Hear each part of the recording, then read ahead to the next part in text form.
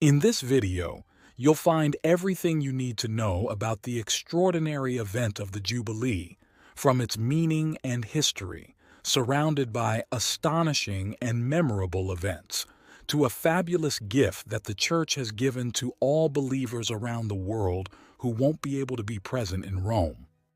Let's begin. The ordinary Jubilee is a millennial tradition celebrated every 25 years, although there are extraordinary jubilees that can be proclaimed by the Pope for specific needs of the Church or special occasions. It is, in every sense, a holy year characterized by plenary indulgences, pilgrimages, and acts of charity. The term Jubilee has Hebrew origins, deriving from yobel, which means ram's horn, an instrument used in ancient Israel to proclaim the sabbatical year. In the Christian tradition, the Jubilee represents a period dedicated to the remission of sins and reconciliation with God, marked by profound spiritual renewal and divine grace. During this time, the faithful are called to undertake pilgrimages, confess their sins, participate in liturgical celebrations, and practice works of mercy.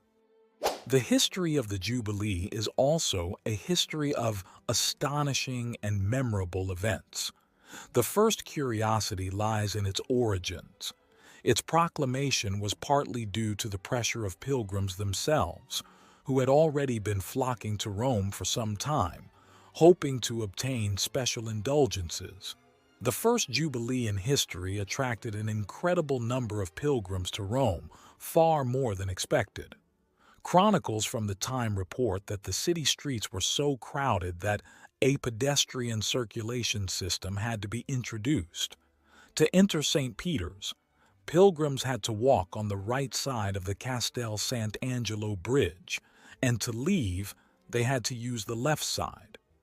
This rudimentary one-way system is considered one of the first attempts at traffic management in history. It may seem incredible, but in 1400 the Jubilee was celebrated without a pope in Rome. At that time, the Church was in the midst of the Western Schism, with two rival pontiffs. Despite the absence of unified spiritual leadership, pilgrims still flocked to the Eternal City, demonstrating that popular faith could overcome even institutional divisions. Some chroniclers of the time marveled at how the many visitors spontaneously organized themselves to pray and fulfill the required penances. The Jubilee of 1450, celebrated during the pontificate of Nicholas V, was marked by a severe plague epidemic and a tragic event. During a procession, the Sant'Angelo Bridge collapsed under the weight of the crowd, causing the deaths of hundreds of pilgrims. The tragedy was perceived as a divine warning, and it is said that the deeply shaken Pope ordered new prayers and extraordinary penances to appease divine wrath. This event also led the Holy Father to embark on an ambitious urban restructuring project to improve the city's traffic flow. A rather peculiar Jubilee was the one proclaimed in 1500 by Pope Alexander VI Borgia, during which St. Peter's Square was transformed into an arena for bullfights. However, it was Pope Borgia who established the current name Jubilee, and the tradition of opening the Holy Door in the four patriarchal basilicas of St. Peter's, St. John Lateran, St. Paul outside the walls, and St. Mary Major. The Jubilee of 1525, proclaimed by Pope Clement VII, is remembered for its grand fireworks displays. These nighttime events, designed to astonish pilgrims, were so well received that they inspired Roman Baroque art and the taste for monumental celebrations. However, there was no lack of controversy. Some clergymen criticized the Pope for spending too much on entertainment and fireworks and too little on acts of charity. In 1600, the Holy Door was opened a week late, not on December 24th but on the 31st, due to Pope Clement VII's health issues, as he suffered from a gout attack. That year also saw the death of Giordano Bruno, who was judged a heretic and burned at the stake by the Inquisition on February 17th in Campo de Fiore. Many regulations and prohibitions have been enacted over the various jubilees. In 1675, Clement X prohibited raising rental prices or evicting citizens to make room for the pilgrims crowding Rome. In 1725, Pope Benedict XIII banned lottery games but was more lenient regarding the use of tobacco inside St. Peter's Basilica. Under Pope Pius II, the Jubilee of 1950 was the first to be broadcast via the new mass media, including radio, television, and early newsreels, bringing images and news of the event to the world. Over 30 million pilgrims participated, a record for the time, considering the travel difficulties of the post-war period. The high attendance was likely also due to the canonization of Maria Goretti and the proclamation of the dogma of the Assumption of Mary. The event attracted global media attention and included a curious episode. Some pilgrims from the United States organized a lottery to fund their trip, offering a live cow as the prize. The story amused the world and highlighted the ingenuity of the faithful in pursuing their pilgrimage.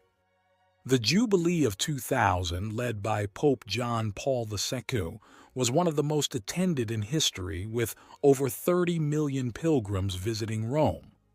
Among the many initiatives, one of the most unique was the construction of an ecological system to manage the enormous amount of waste produced by the visitors. This was a precursor to the modern green approach to mass events.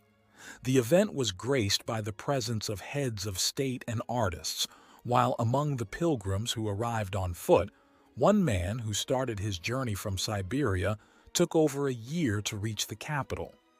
In 2000, the internet became a new medium for engaging the faithful, while the extraordinary Jubilee of 2015, called by Pope Francis, was accompanied by social media campaigns and dedicated apps, transforming the way this millennial event was experienced and shared.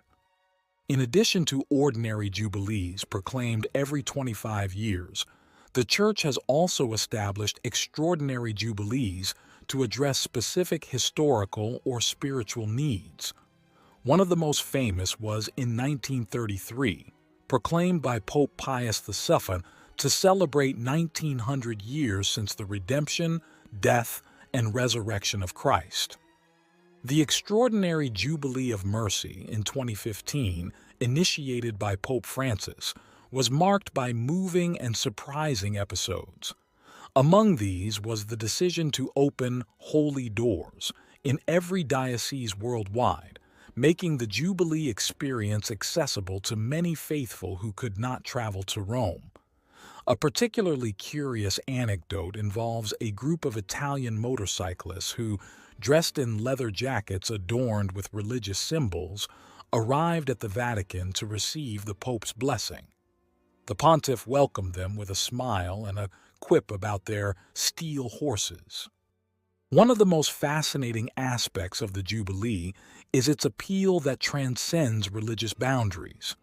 In 2000, John Paul II envisioned it as a moment of ecumenical and interreligious dialogue, inviting spiritual leaders of other faiths to participate in prayer moments. The papal bull of indiction for the Holy Year issued by Pope Francis last May is titled Spes non confundit. Hope does not disappoint. The 2025 Jubilee will be a year of prayer centered on hope, with the motto Pilgrims of Hope. According to the bull, the goal of the Jubilee is to restore a climate of trust as a sign of renewed rebirth, which we all urgently need. In addition to the motto, the Holy Year 2025 has an official hymn composed by Francesco Meneghello from Mantua. A distinctive element is the Pope's desire to open a holy door in prison. This historic event will take place on December 26th, when Pope Francis will visit Rome's Rebibbia prison. During the nearly 13 months of the 2025 Jubilee, Rome expects to welcome between 30 and 32 million pilgrims. To prepare for December 24th, the Eternal City has undertaken massive infrastructure upgrades, with over 1,000 construction projects totaling €4 billion. These efforts aim to provide pilgrims with the best possible services in terms of mobility and hospitality. Not all Christian faithful will be able to attend the events or visit the world's largest and most famous Basilica, St. Peter's.